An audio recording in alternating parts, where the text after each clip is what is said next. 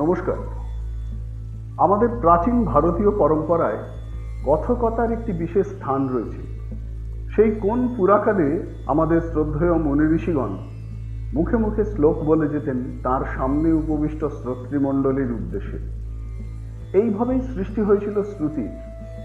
অষ্টাদশ বা ঊনবিংশ শতাব্দীর বাংলার গ্রামগুলিতে আমরা সন্ধান পাই কথক ঠাকুরদের।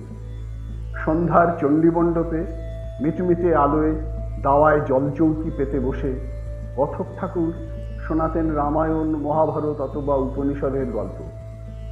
এমন কত কত বিনিদ্র রজনী বাঙালির শৈশবের আবছায়া আলো আঁধারের ভেতর প্রজ্জ্বল হয়ে রয়েছে ঠাকুমা অথবা দিদিমা কিংবা দাদু বা জ্যাঠা কাকাদের মুখে।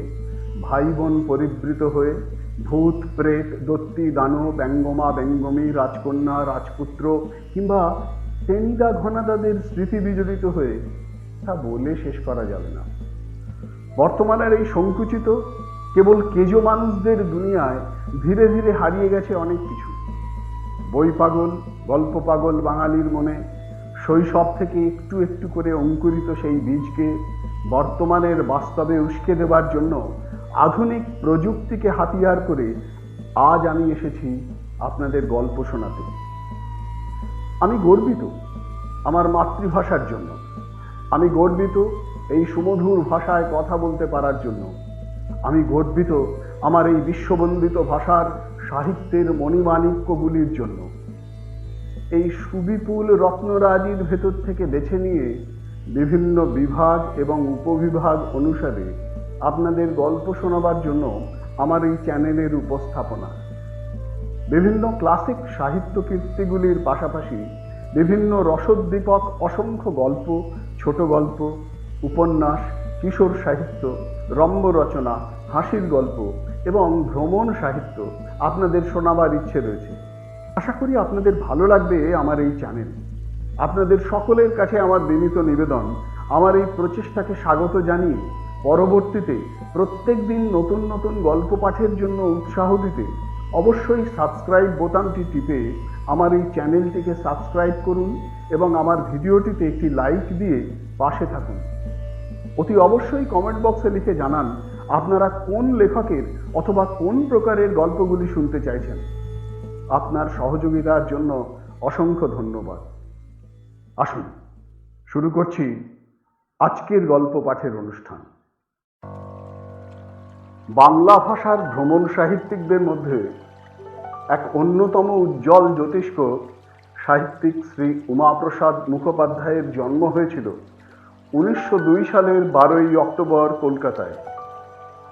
তার পিতা ছিলেন ভারতের অন্যতম শ্রেষ্ঠ শিক্ষাবিদ শ্রী আশুতোষ মুখোপাধ্যায়, যিনি বাংলার বাঘ নামে সুপরিচিত ছিলেন, ও মাতা ছিলেন শ্রীমতী যোগমায়া দেবী। স্যার আশুতোষ মুখোপাধ্যায়ের দ্বিতীয় পুত্র ছিলেন তৎকালীন ভারতের অন্যতম জনপ্রিয় রাজনীতিবিদ শ্রী শ্যামাপ্রসাদ মুখোপাধ্যায়। উমাপ্রসাদ ছিলেন স্যার আশুতোষের তৃতীয় পুত্র। পেশায় আইনজীবী হলেও 1952 সালের পর পথের টানে এবং সর্বোপরি দেবতাত্মা হিমালয়ের অমোঘ আকর্ষণে আইন ব্যবসা পরিত্যাগ করে ভ্রমণ এবং ভ্রমণ সাহিত্যের একনিষ্ঠ সাধনায় তিনি মনোনিবেশ করেন। 1969 সালে রচিত তার অন্যতম শ্রেষ্ঠ ভ্রমণ কাহিনী মণিমহেশের জন্য 1972 সালে ভারত সরকার প্রদত্ত সাহিত্যের শ্রেষ্ঠ সম্মান সাহিত্য একাডেমি পুরস্কারে ভূষিত হয়েছিলেন এই অসামান্য লেখক। তার প্রতিটি রচনায় হিমালয়, তার পার্বত্য সৌন্দর্য যেমন ধরা পড়েছে, একইভাবে সেখানকার সাধারণ মানুষদের কথা, তাদের দিন যাপনের সুখ আনন্দ বেদনা বাংময় হয়ে উঠেছে যেন। তার গঙ্গাবতরণ রচনাটি মূলত গঙ্গোত্রী, গোমুখ এবং কালিন্দী খাল ভ্রমণের বিবরণে সমৃদ্ধ। 1997 সালের 12ই অক্টোবর এই স্বনামধন্য সাহিত্যিক শ্রী উমাপ্রসাদ মুখোপাধ্যায়ের 95 বছর বয়সে জীবনাবসান ঘটেছিল। আমি আজকে পড়ে শোনাব প্রখ্যাত ভ্রমণ সাহিত্যিক শ্রী উমাপ্রসাদ মুখোপাধ্যায় বিরচিত গঙ্গাবতরণ। 1952 সাল মে মাস। আবার কেদারবদ্রী যাত্রার উদ্যোগ করছি। কিছুদিন আগে ভাইপো বিলেত থেকে ফিরেছে। বৈজ্ঞানিক বিজ্ঞান বিষয়ে গবেষণা করছে। সব কিছু নিজের বিদ্যা বুদ্ধি দিয়ে যাচাই করে দেখে, যার প্রমাণ পায় না তা মানতে চায় না। আবার যাওয়ার খবর শুনে বলে, আবার কেদারবদ্রী চললে কেন? একবার তো ঘুরে এসেছো, যাও না ইউরোপ দেখে এসো। ওদিকে তো কখনো যাওই নি, অনেক কিছু নতুন দেখবে। আর যদি পাহাড়েই বেড়াতে চাও, চলে যাও সুইজারল্যান্ড। কি অপূর্ব দেশ! পাহাড় পাবে, স্নো পাবে, লেক পাবে। যেমন প্রাকৃতিক সৌন্দর্য, তেমনি ট্যুরিস্টদের থাকবার সুবন্দোবস্ত। পায়ে হাঁটার কোনো কষ্ট নেই, চটিতে থাকার অসুবিধে নেই, সব কিছুই হাতের কাছে পাবে। এমনকি পাহাড়ের বরফ ঢাকা চূড়ায় পর্যন্ত ট্রেনে করে পৌঁছে দেবে। চুপ করে শুনি আর হাসি। তারপরে বলি, হ্যাঁ তাই তো গল্প শুনি, বইয়ে পড়ি, ছবিও দেখি। পাসপোর্টও তো করাই আছে, কিন্তু তবুও যাওয়া হচ্ছে কই। যখনই সুযোগ আসে তখনই হিমালয়ের দিকেই মন ছোটে, বার হয়ে পড়ি। যেতেই হয়। ভাইপো হাসে, বলে, আশ্চর্য, তোমাদের এসব বুঝি না কিছু, বুঝেও কাজ নেই আমার। তারপর একাই যাত্রা করি, যাত্রা সাঙ্গ করে ফিরেও আসি পরিপূর্ণ পরিতৃপ্তি নিয়ে। বছর ঘুরে যায়, আবার মে মাস আসে। হিমালয়ের দুর্নিবার আকর্ষণ ঘর ছাড়া মনকে আবার পথে টানে। যাত্রার আয়োজন করি। ভাইপো খবর শুনে কাছে এসে দাঁড়ায়, বলে, পাগল হলে নাকি? আবার চলেছ কেদারবদ্রী? এই তো সেদিন ঘুরে এলে। তারপর আবার পশ্চিম যাত্রার পরামর্শ দেয়, পাশ্চাত্য সভ্যতার প্রজ্জ্বল প্রগতির পরিচয় দেয়। হঠাৎ গম্ভীর হয়ে প্রশ্ন করে, আচ্ছা সত্যি বলো তো, ওখানে বারবার গিয়ে কি কোনো আনন্দ পাও? উত্তর দিই, পাই বই কি, নিশ্চয়ই পাই, এবং আশাতীত পাই, নইলে যাবই বা কেন? কেউ তো এখান থেকে জোর করে পাঠায় না। তবে কেন যে যাই, কি যে পাই, বোঝাতে পারি না। ভাইপো গম্ভীর হয়েই বলে, চলো এবার আমিও যাব তোমার সঙ্গে, একবার দেখে আসি কি আছে ওখানে। পারবো না যেতে? শুনেছি নাকি খুব কষ্টকর পথ। যে কেউ আসে কেদারবদ্রী যাত্রার পরামর্শ নিতে, নিঃসংকোচে যেতে উৎসাহ দিই। বলি, দ্বিধা না করে বেরিয়ে পড়ুন, কোনো ভয় নেই। সুবিধে অসুবিধের বাধা বিপত্তির হিসেব নিকেশ করতে যাবেন না, করলেই হিসেবে মিলবে না, যোগ ভুল হবে, যাওয়ায় বাধা ঘটাবে। বার হয়ে পড়লেই দেখবেন ঠিক ঘুরে এসেছেন।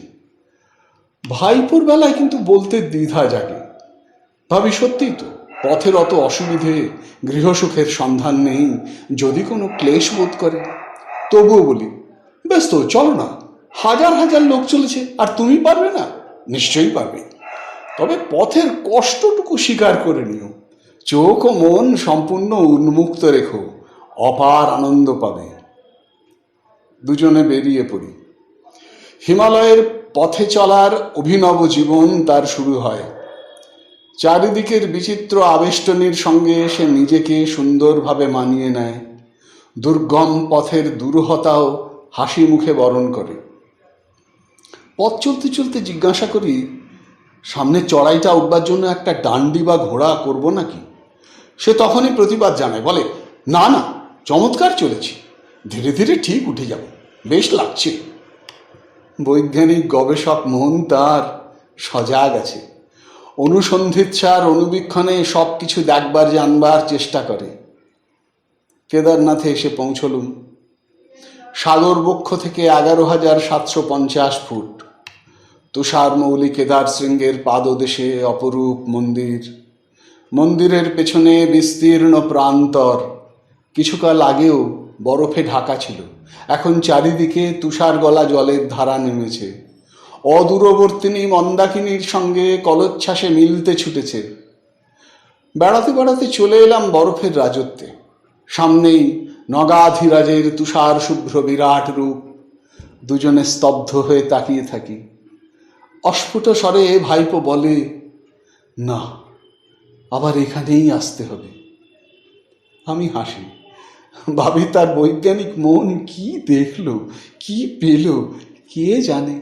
তবে এটুকু জানি, আবার আসতেই হবে। আবারও বছর ঘুরে যায়, আবার মে মাসও আসে, আবার হিমালয় যাত্রার প্রস্তুতি করি। এবার আর ভাইপো প্রশ্ন করে না, দুঃখ জানায় নতুন কাজে যোগ দিয়েছি, কোনো মতে বার হবার উপায় নেই। কিন্তু দেখে নিও, আসছে বছর যাবই, গঙ্গোত্রী যমুনোত্রী ঘুরে আসতে হবে। জানি সে যাবেও। এমনি করে আমারও বারবার হিমালয় যাত্রা। কি যে পাই, কত যে পাই, ভাষায় প্রকাশ হয় না। শুধু বুঝি, মন ভরে ওঠে, প্রশান্তির প্রদীপ্তিতে পরিতৃপ্তি আনে। এবার কিন্তু কেদারবদ্রীর পথেই শুধু যাব না, গঙ্গোত্রী হয়ে গোমুখও দেখে আসার আকাঙ্ক্ষা। কেদারবদ্রীর বিবরণীর অভাব নেই, গঙ্গোত্রী যমুনোত্রী যাত্রাপথের কাহিনীও পড়ি। এর পূর্বেও পথে গিয়েছি, সানন্দে ঘুরে এসেছি। সবারই অভিজ্ঞতা যে একই হতে হবে এমন কোনো কথা নেই, না হওয়াই স্বাভাবিক। চোখের সামনেই দেখতে পাচ্ছি, শরতের আকাশে ভেসে যাওয়া সাদা মেঘখানি বিভিন্ন জলাধারের জলের ভেতর ভিন্ন ভিন্ন আকারের ছায়া ফেলেছে। অথচ কোনো কোনো লেখায় পথের দুর্গমতার যে বিভীষিকা সৃষ্টি করে তা দেখে মনে সন্দেহ জাগে, আমি কি তবে অন্য কোথাও গেছি, ও পথেই যাইনি? পথের কষ্ট আছে ঠিকই, হিমালয়ের পাহাড় পথে দুর্গমতাও বিচিত্র নয়, কিন্তু সেটা বড় কথাও নয়, ভয়েরও নয়। কেদারবদ্রীর যাত্রাপথ এখন তো বাস চলাচলের ফলে সহজ ও সুগম হয়েছে, গেলেই হলো। যাত্রীর স্রোতও অবিরত বয়ে চলেছে পাহাড়ে ঝর্ণার মতো। তাই সে পথের পরিচয় দেবার জন্য এ লেখার অবতারণা নয়, গঙ্গোত্রী যাত্রাপথেরও নয়। গোমুখে যাত্রী যায় অল্প, সেই পথেরই কাহিনী বলা এর উদ্দেশ্য। কলিকাতা থেকে হরিদ্বার রেলপথ, হরিদ্বার থেকে ঋষিকেশ 16 মাইল, রেলের শাখা লাইনও আছে, বাসও চলে। ঋষিকেশের পরই পাহাড় শুরু, স্তরে স্তরে গিরিশ্রেণী আকাশ স্পর্শ করতে চলেছে। ঋষিকেশ থেকে গঙ্গোত্রী পথেও 1949 সাল হতে বাস চলাচল শুরু হয়েছে। কেদারবদ্রীর বাস একদিকে চলে গেল, গঙ্গোত্রী পথের বাস ভিন্ন পথে নরেন্দ্রনগরের দিকে পাহাড়ে উঠতে লাগলো। নরেন্দ্রনগর পার হয়ে টেহেরি ছেড়ে এসে হরিদ্বার থেকে 82 মাইল দূরের ধরাসু। বাসের পথ আপাতত এখানেই শেষ, আরও এগিয়ে নিয়ে যাওয়ার আয়োজন চলেছে। ধরাসু গঙ্গার ওপর, এখান থেকে গঙ্গার উপত্যকা দিয়ে একটি পথ চলে গিয়েছে গঙ্গোত্রী, 75 মাইল দূর।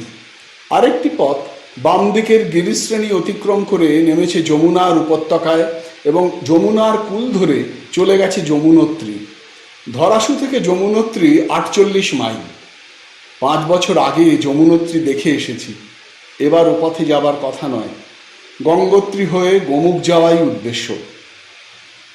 ধরাসু থেকে পায়ে চলার পথ শুরু, হাঁটা পথ হলেও প্রশস্ত পথ, ভয়ের কোনো কারণ নেই, নিশ্চিন্ত মনে নির্ভয়ে পথ চলা যায়। ক্বচিৎ কোথাও পাথর বেশি হলে পথ অপ্রশস্ত হয়, কিন্তু সেখানেও চলাচলে কোনো আশঙ্কা নেই। একমাত্র পাহাড় ধসে গিয়ে পথ যদি নিশ্চিহ্ন হয়, তখনই সাময়িক চলাচলের অস্থায়ী পথটুকু সংকীর্ণ হয়, মনে হয়তো ভয়ও জাগায়। কিন্তু বর্ষার আগে খুবই কম পাহাড় ধসে। তাছাড়া অসমর্থ বৃদ্ধ যাত্রীদের স্বচ্ছন্দে সেসব পথ অতিক্রম করতে দেখে মনে সাহস জাগে। আকস্মিক দুর্ঘটনার সংবাদও তো কখনো শোনা যায় না। বড় শহরের প্রশস্ত রাজপথেও চলাচলের বিপদ কি কম? ধরাসু থেকে গঙ্গোত্রী 5-6 দিনের পথ, 9 মাইল অন্তর ধর্মশালা।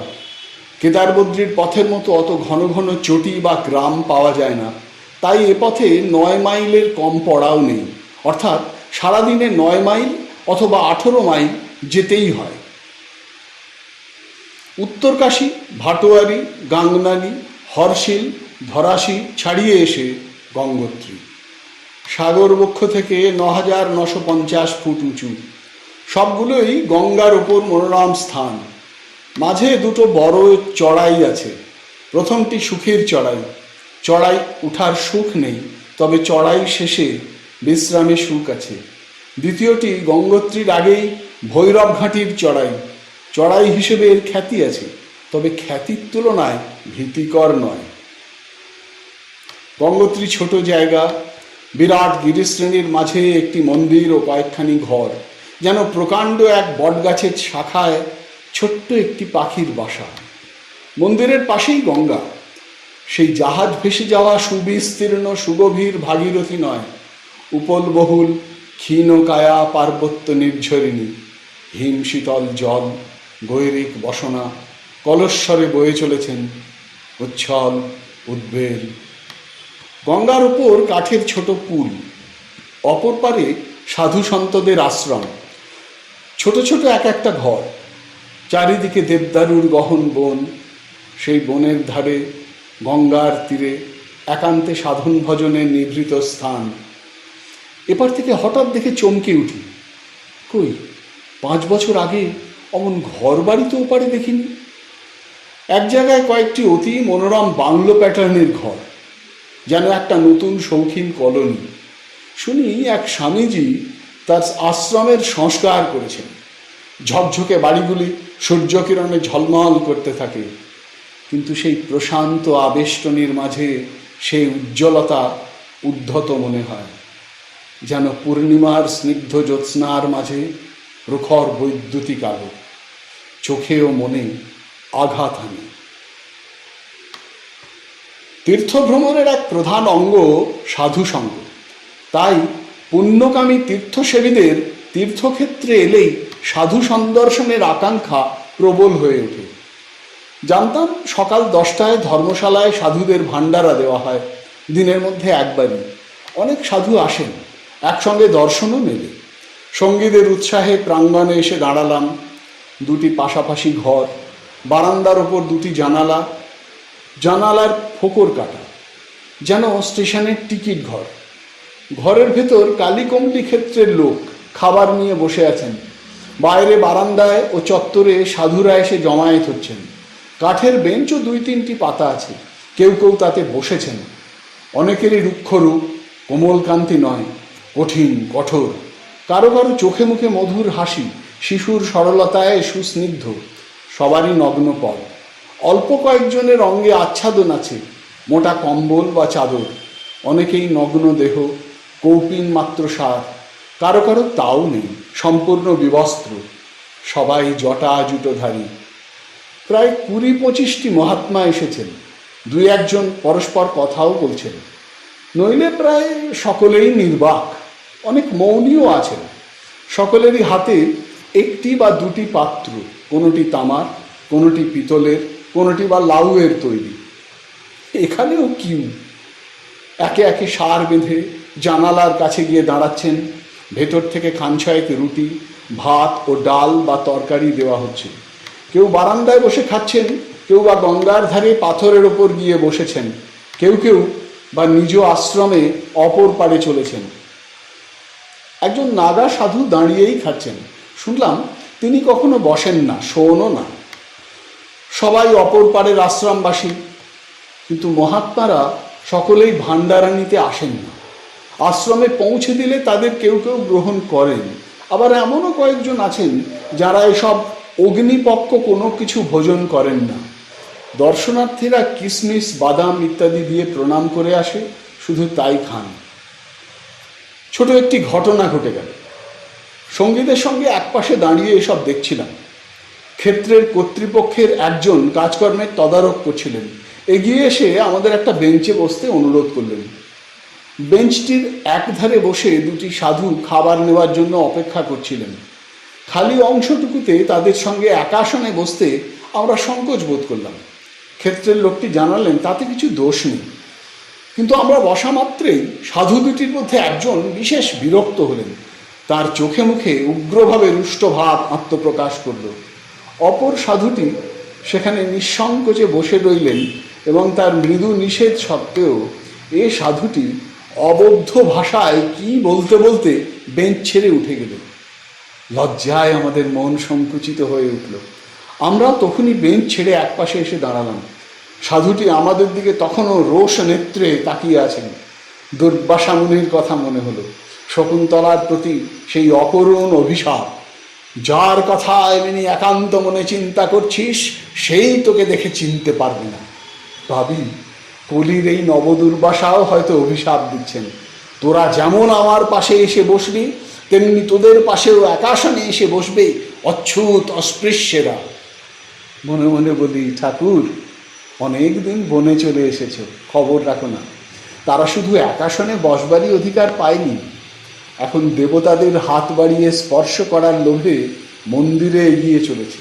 তা চলুক, ভেদাভেদ যত ঘোচে ঘুচুক, কিন্তু হিমালয়ে এসে তুমি পেলে কি?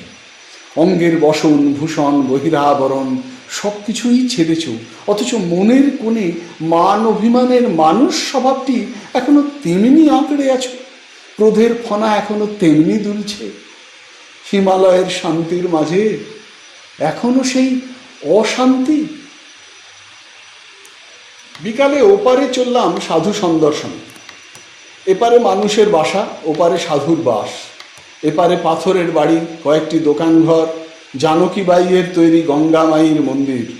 ওপারে শান্ত তপবন, সাধুদের ছোট ছোট কুটি, তাদের মনোমন্দিরে আরাধ্য দেবতা। এপারে যাত্রী জীবনের উচ্ছল চঞ্চলতার স্রোত, ওপারে ধ্যান গম্ভীর নিস্তরঙ্গ জীবন জলধি। মাঝখানে উন্নতোয়া ভাগীরথী, তারই ওপর পারাপারের সেতু। এপারের মানুষের সঙ্গে ওপারের সাধুর যোগাযোগ সৃষ্টি করেছে। এপারের মানুষ যায় সাধু সন্দর্শনে, ওপারের সাধুরা আসেন ভাণ্ডারার সন্ধানে। এপারের সংসার সন্তপ্ত মন সাধু সন্তদের কাছে ছোটে শান্তির আশায়। ওপারের আকাশমার্গীরা গৃহীর দুয়ারে এসে দাঁড়ান ভিক্ষার ঝুলি হাতে, যেন জননী জাহ্নবী তাঁর দুই কোলে ভিন্ন প্রকৃতি দুই সন্তান নিয়ে মাতৃগৌরবে চলেছেন। পুলের ওপরে এসে দাঁড়ালাম।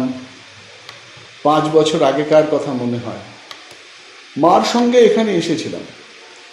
সেবারও এমনি সাধু সন্দর্শনে বার হয়েছিলাম। ধর্মশালা থেকে বার হবার আগেই হঠাৎ চারিদিক অন্ধকার করে বৃষ্টি নেমেছিল। শীতও তেমনি 10 গুণ হয়ে দেখা দিল। মাকে বললাম, এত ঠান্ডায় বার হবে?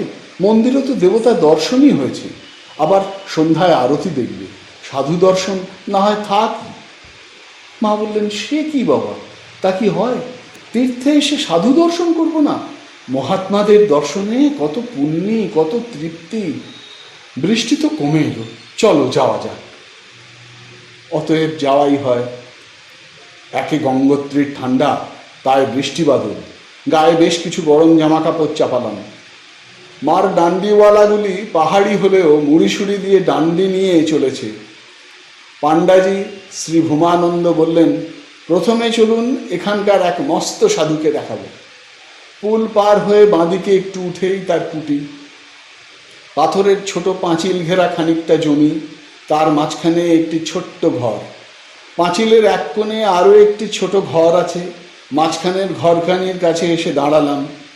চারিদিকে খোলা রোয়াক, একটি মাত্র ছোট দরজা গঙ্গার দিকে মুখ করা, জানালা নেই।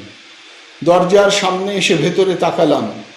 যোগাসনে বসে এক অপূর্ব মূর্তি, জটাধারী, স্থূলকায়, তাম্রকান্তি, সারা অঙ্গে কোথাও কোনো আবরণ নেই। জ্যোতির্ময় মূর্তি, নিশ্চল নিষ্পন্দ, নিষ্পলক নেত্রে যেন গঙ্গার দিকে তাকিয়ে আছেন। হঠাৎ দেখে মনে হয় এ যেন জীবন্ত মানুষ নয়, পাষাণ মূর্তি। কাশীতে দেখা তৈলঙ্গ স্বামীর প্রতিমূর্তিটি চোখের ওপর ভেসে উঠল। অবাক বিস্ময় তাকিয়ে আছি। পাণ্ডাজির ডাকে চমক ভাঙল। বললেন, মাকে নিয়ে ঘরের ভেতর চলুন। মাথা অনেকখানি হেঁট করে দরজায় ঢুকতে হয়, কিন্তু এখানে আপনা হতেই তো মাথা নত হয়ে আসে। মার সঙ্গে প্রণাম করে মূর্তির পাশে দাঁড়ালাম। এতক্ষণে পাথর মূর্তি স্পন্দন পেল। আঁখির তারা ঘুরিয়ে একবার আমাদের দিকে তাকিয়ে দেখলেন। প্রশান্ত বদনে মধুর হাসির অস্ফুট রেখা ফুটে উঠল। ঈষৎ ইঙ্গিত করে আমাদের বসতে বললেন, হাত তুলে আশীর্বাদ করলেন। মা যুক্ত করে তার স্নেহচ্ছায়া তবে নিবিষ্ট চিত্তে বসে আছেন। দু নয়নে আনন্দাশ্রুর ধারা, প্রসন্ন পরিতৃপ্তির প্রতিমূর্তি। এদিকে সাধুর চোখের দৃষ্টি আবার গঙ্গার ধারার দিকে নিবদ্ধ হয়েছে। ক্ষণিকের সজাগতা কোথায় মিলিয়ে গেছে। আবার নিষ্পলক আঁখি, নিষ্পন্দ দেহ, মনে হয় প্রাণহীন, অথচ তারই সান্নিধ্য মনে এক অপূর্ব অনুভূতি আনে। বুদ্ধির সীমাবদ্ধ পরিচিত দেশ কাল অতিক্রম করে মন কোন অসীমতার মাঝে ভেসে যায়। অনাদিকাল যেন একটি ক্ষুদ্র মুহূর্তের মাঝে স্তব্ধ হয়ে দাঁড়ায়। প্রকৃতিস্থ হতে চেষ্টা করি। মনে পড়ে পল ব্রান্ডনের কথা, অরুণাচলের ঋষি মহর্ষি রমণের সঙ্গে তার প্রথম সাক্ষাতের বিবরণ। দেশ কাল পাত্র পারিপার্শ্বিক আবেষ্টনী সব কিছুরই প্রয়োজনীয়তা কি কবে নিমেষে নিঃশেষ হয়ে গিয়েছিল, অথচ বিদ্বান, বুদ্ধিমান, বিচক্ষণ, বিধর্মী, বিদেশী। ইতিমধ্যে ঘরের ভেতর আরেকটি ব্রহ্মচারীও এসে দাঁড়িয়েছেন, গেরুয়া আলখাল্লা পরা, জটাভার চূড়া করে মাথার উপর বাঁধা, মুখে কঠোর সন্ন্যাস জীবনের সুস্পষ্ট পরিচয়, অথচ কোমলতাও আছে। প্রৌঢ় হলেও শ্বশ্রুগুম্ফের রেখা নেই। সাধুটি সম্পূর্ণ মৌনী। ব্রহ্মচারীজি তাই তার কথা ধীরে ধীরে বলছিলেন। 100 বছরের ওপর বয়স। সাধারণত এমনি ধ্যানরতই থাকেন। আমি সেবা করি। প্রণামী দেওয়ার প্রশ্নে ব্রহ্মচারীজি জবাব দিলেন, কিছুকাল আগে এক যাত্রী কিছু দিয়ে গিয়েছিলেন, তা এখনও রয়েছে, তাই নেওয়ার প্রয়োজনও নেই, রীতিও নেই। আরও কিছুক্ষণ বসে থেকে আবার প্রণাম করে আমরা চলে এলাম। তখনও তিনি তেমনি নিশ্চল, নিষ্পন্দ। এমনি করেই তার দিন যায়, মাস যায়, বছর যায়, বছরের পর বছরও ঘুরে। কি করে থাকেন, কেন থাকেন, কি ভাবেন, কেনই বা ভাবেন এবং কি বা পেয়েছেন, এসব সমস্যার মীমাংসা হয় না। মাকে নিয়ে আরও সাধু দর্শন করে ধর্মশালায় ফিরলাম। স্থানীয় লোকজন এসেছেন, তাদের সঙ্গে আলাপ আলোচনা করছি। সেই সাধুজিটির কথা উঠল। একজন বললেন, এক সময় ওর মতো বড় সাধু দেখা যেত না, সাধু সমাজে ওর শীর্ষ স্থান ছিল। শুনেই মনে চমক লাগলো। বললাম, কেন, উনি কি এখনো বড় একজন মহাত্মা নন? না, আরও বড় একজন এসেছেন। উত্তর শুনি, সেসব অনেক কথা। ওই বিরাট পুরুষের কাছে ওটা হয়তো একটা ছোট্ট ঘটনা, কিন্তু সেইটিই এখন মস্ত বড় হয়ে দেখা দিয়েছে। উত্তরদাতাও একজন গেরুয়াধারী হিমালয়বাসী ব্রহ্মচারী। তিনি বলতে থাকেন, উনি একজন মহাপুরুষ, সে বিষয়ে কোনো সন্দেহ নেই। তিতিক্ষার দিক থেকে দেখতে গেলে সাধুরা সকলেই একে খুব উঁচু বলেই মানেন। শাস্ত্র জ্ঞানও গভীর। নিজের চোখেই তো এর কষ্ট সহিষ্ণুতা দেখে এলেন। এই প্রচণ্ড শীতের মধ্যেও কীরকম বসে রয়েছেন। এ শীত তো ওর কাছে কিছুই নয়। আগে বছরের পর বছর কাটিয়েছেন গোমুখে, বরফের মধ্যে। সেখানেও ঠিক ওইভাবে সারা বছর থাকতেন। গায়ে কোনো আবরণ নেই, ধুনির আগুনও নেই, অথচ বয়স হয়ে গেছে 100-র উপর। ইদানিং কয়েক বছর আর গোমুখ যান না, এখানেই থাকেন। সত্যি আশ্চর্য ক্ষমতা। একবার পণ্ডিত মালব্যজি ওকে কাশিতে নিয়ে গিয়েছিলেন, তাঁর বিশ্ববিদ্যালয়ে কি একটা উদ্বোধনের ব্যাপারে। কাগজেও সে কথা তখন বার হয়েছিল। বললাম, হ্যাঁ, এখন মনে পড়ছে বটে, পড়েছিলাম। হিমালয় থেকে কোন এক বড় সাধুকে তিনি নিয়ে গিয়েছিলেন। ব্রহ্মচারী বললেন, ইনিই তিনি। তারপর শুনুন ব্যাপার। ওর জীবনের রাহু হয়েছে ওর ওই সেবক সাধুটি। আশ্চর্য হলাম। বললাম, কুটির ভেতর আলখাল্লা পরা যে সন্ন্যাসীটি দাঁড়িয়েছিলেন, কেন, বেশ সুন্দর তো কথা বলছিলেন, শাস্ত্র কেন বেশ আছে দেখলাম, ভালোই তো লাগলো। মুচকি হেসে ব্রহ্মচারী বললেন, ওই তো ব্যাপার, ওটি সন্ন্যাসী নয়, সন্ন্যাসিনী। এখন ঘটনাটা শুনুন। সাধুজি কয়েক বছর হিমালয় থেকে নেমে নিচে হরিদ্বারের দিকে যেতেন। সেদিকে কিছুকাল কাটিয়ে আবার উপরে চলে আসতেন। এ পথে মাঝে পাণ্ডাদের একটা গ্রাম আছে, দেখেছেন নিশ্চয়ই, ধরালির অপর পারে, মুখবা। প্রতি বছর আসা যাওয়ার সময় সেই গ্রামের কাছে তিনি রাত কাটাতেন। তখন এই মেয়েটি ছিল খুব ছোট। সাধুকে দেখতে পেলেই তার কাছে ছুটে আসত, সারাক্ষণ তার কাছে থাকত। ইনি খুব স্নেহ করতেন তাকে। এমনি করে বছরের পর বছর যায়, মেয়েটিও বড় হয়ে ওঠে। তারপর তার বিয়েও হলো। কিন্তু স্বামীর ঘর করা তার ভাগ্যে ছিল না। শেষে গেরুয়া পড়ল, এই সাধুজির কাছে সন্ন্যাস নিল, এরই কাছে এসে রইল। এর কাছে শাস্ত্র শিক্ষাও করেছে। তখন ইনি মৌনী ছিলেন না, কথা বলতেন, কঠিন সন্ন্যাস ব্রতও পালন করেছেন। কিন্তু এসব হলে কি হবে? এর কাছে এসে থাকার পর থেকেই সাধুজির সম্পর্কে লোকমহলে কথা উঠল। তাদের মুখ তো কেউ চাপা দিতে পারে না। ফলে আগে ওখানে যাত্রীর যত ভিড় হতো, এখন আর তত হয় না। গল্প শেষ করে ব্রহ্মচারীজি চুপ করলেন। তারপর একটু উত্তেজিত হয়ে বললেন, আমিও বলি মশাই, কাজটি ঠিক হয় না। অত বড় সাধু, অত বিরাট শক্তিশালী পুরুষ, চিরকাল একা ছিলেন। একাই থাকলে হতো, কি প্রয়োজন ছিল একজন সন্ন্যাসিনীকে কাছে থাকতে দেবার? আর নিজে থাকেন তো ওই রকম ভাবে, নিজে মহাপুরুষ হতে পারেন, 100 বছরের ওপর বয়সও হতে পারে, কিন্তু মেয়েটা তো আর সে ঐশী শক্তি পায়নি। নির্বাক হয়ে শুনি, মন্তব্য শুনে স্তব্ধ হই। ভাবি, এই দুর্গম হিমালয়ের নিভৃত অঞ্চলে সাধু জীবনের ভালো মন্দের বিচার কাঠিও কি একই? এখানেও মানুষের মনে সেই চিরজাগরুক সন্দেহের কীট, কুৎসা রটনার অদম্য স্পৃহা। অতি বিচিত্র এ বিশাল জগতে এও এক চিরন্তন করুণ সত্য। হাসি পেল। বললাম, ব্রহ্মচারীজি সাধুজিকে অতই শক্তিশালী বিরাট পুরুষ বলে যখন মানলেনই, তখন সামান্য একটি মেয়েকে উন্নত করার ক্ষমতাটুকুও তিনি রাখেন, এটুকু স্বীকার করতে ক্ষতি কি? ক্ষতি কিছুই নয়, কিন্তু মানুষ স্বভাব যাবে কোথায়? সেদিন সন্ধ্যায় শোনা সে কাহিনী আজও বেশ মনে আছে। পুলের ওপর দাঁড়িয়ে 5 বছর আগেকার সেসব কথা ভাবছিলাম। সামনেই সাধুজির সেই আশ্রম, প্রায় তেমনি আছে। প্রথমে সেই দিকেই গেলাম। চির গাছের ফাঁক দিয়ে পশ্চিমের রোদ এসে পড়েছে কুটিরের ওপর। চারদিক নীরব নিস্তব্ধ। কুটিরের সামনে এসে দাঁড়ালাম। সেই ঘর, সেই দুয়ার, সেই রোয়াক সবই তেমনি আছে। এবার সাধুজি ঘরের মধ্যে নয়, রোয়াকে বসে আছেন। চেহারা প্রায় তেমনি আছে, একটু শীর্ণ, লোল চর্ম, বার্ধক্য ঘোষণা করছে। বয়স যে বহু বছর সে বিষয়ে নিঃসন্দেহ, তবে কত তা দেখে বলা সম্ভব নয়। তেমনি গঙ্গার দিকে চেয়ে বসে আছেন, গঙ্গাই দেখেন না আর কিছু। ভাবি, 5 বছর আগেকার সেই দেখা কি এখনো চলছে? এবার কিন্তু সম্পূর্ণ সজাগ।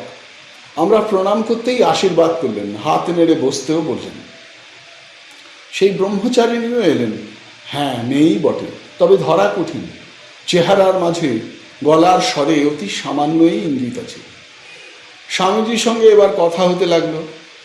তিনি এখনো মৌনী, তবুও হাত নেড়ে মুখের ভঙ্গিতে ভাব প্রকাশ করছিলেন। কখনো কখনো ব্রহ্মচারিণীকে ইঙ্গিত করছিলেন, তিনি ওর হয়ে বলছিলেন। আমার সঙ্গীর ও আমার এই দ্বিতীয়বার গঙ্গোত্রী আসা শুনে খুশি হলেন। ঈষৎ হেসে ইশারা করে বললেন, আবার আসতে হবে। গোমুখ যাওয়ার ইচ্ছে আছে শুনে আরো আনন্দ প্রকাশ করলেন। হাত দিয়ে বোঝালেন, রাস্তা নেই, কঠিন পথ, তবে কোনো ভয় নেই। সবসময়ই যেন মনে বিশ্বাস রাখি, ঠিক দর্শন মিলবে। অতি অপরূপ স্থান। আকাশের দিকে হাত তুলে বোঝালেন, সবই তাঁর রূপ, তাঁরই অপরূপ লীলা। স্বামীজির ইঙ্গিতে ব্রহ্মচারিণী গঙ্গার মাহাত্ম্য সম্বন্ধে ব্যাখ্যা করতে লাগলেন। পুরাণ কথিত ভাগীরথীর যত পুণ্য কাহিনী। স্বামীজির আশীর্বাদ নিয়ে প্রফুল্ল চিত্তে চলে এলাম। গোমুখ যাত্রার সংকল্প সুদৃঢ় হলো। এরপর সেই স্বামীজিকে আর একবার দেখেছিলাম। সেদিন গোমুখ অভিমুখে যাত্রা করছি সকালে, ওপার থেকে রওনা হয়েছি। হঠাৎ দেখলাম এপারে গঙ্গায় স্নান সেরে উলঙ্গ মূর্তি আশ্রম পানে উঠে চলেছেন। তার 2 হাতে 2টি বালতি, নিশ্চয়ই গঙ্গার জল ভরা। বালতি দুটি অক্লেশে 2 হাতে নিয়ে সহজ স্বচ্ছন্দ গতিতে চড়াই পথে চলেছেন। সুদীর্ঘ সরল সবল দেহ, কে বলবে 100 বছরের ওপর বয়স। চোখের ওপর একটা ছবি ভেসে উঠল। পুরীর সুনীল সফেন সমুদ্র, তারই বালুকা তীরে একটি নগ্ন শিশু, দুই হাতে দুটি খেলার ছোট বালতি নিয়ে ছুটে চলেছে, শিশুরই মতো সরল নিষ্পাপ। সত্য শিব ও সুন্দরের সহজ সোপানি বুঝিবা শিশু মন। সাধুজির আশ্রম থেকে গেলাম আর এক সাধুর কুটিতে। তিনি বাইরে পাথরের ওপর বসে বই পড়ছিলেন। ইনিও বিবস্ত্র, তবে মৌনী নন, দীর্ঘ দেহ, দীর্ঘ জটাজুট। সাদরে আমাদের বসতে বললেন। একটা চির গাছের গুঁড়ি পড়েছিল। সাধুকে প্রণাম করে তারই ওপর সকলে বসলাম। সাধুটি বড় স্নিগ্ধ হাসেন, সুমিষ্ট কথা বলেন। কুটির দিকে তাকিয়ে দেখেই চিনতে পারলাম গতবার এখানেও এসেছিলাম। তখন অপর আর একজন সাধু ছিলেন, তিনিও নাগা, তবে মৌনী ছিলেন। বেশ মনে পড়ে, ঘরের ভেতর মাটির মেঝেতে ধুনি ছিল, তার থেকে এক টুকরো পোড়া কাঠ নিয়ে মাটির ওপর লিখে লিখে আলাপ করছিলেন। কলিকাতায় ভবানীপুরে থাকি শুনে লিখেছিলেন, সে তো কালীঘাটের খুব কাছে, কালীমা বড় জাগ্রতা দেবী বলে উদ্দেশ্যে প্রণাম করেছিলেন। অনেকক্ষণ আলাপ হয়েছিল। মা সঙ্গে ছিলেন, তাকে দেখিয়ে ইশারায় বলেছিলেন, ইনি আমারও মা। শুনে মার চোখে জল এসেছিল। কোনো সেবায় আসতে পারি কিনা জিজ্ঞাসা করায় প্রথমে ঘাড় নেড়ে না বলেছিলেন। তারপরে অতি সংকোচে একটি ধূপকাঠি বার করে দেখিয়েছিলেন, ইচ্ছে হয় তো এই দিতে পারো। ধর্মশালায় ফিরে এসে পাঠিয়েও দিয়েছিলাম। তার কাছ থেকে চলে আসার আগে মা বারবার অনুরোধ করতে লাগলেন, আর কোনো কিছু চাই কিনা বলুন। হেসে আরও বলেছিলেন, আমি তো মা আছি না। সাধুটিও হেসেছিলেন, বড় ম্লান হাসি। তারপর হাত তুলে সম্মতি জানিয়ে ধীরে ধীরে লিখলেন, যদি ইচ্ছে হয় এবং কোনো রকম অসুবিধে না থাকে তো আসামি এনডির একটা চাদর পাঠাতে পারো।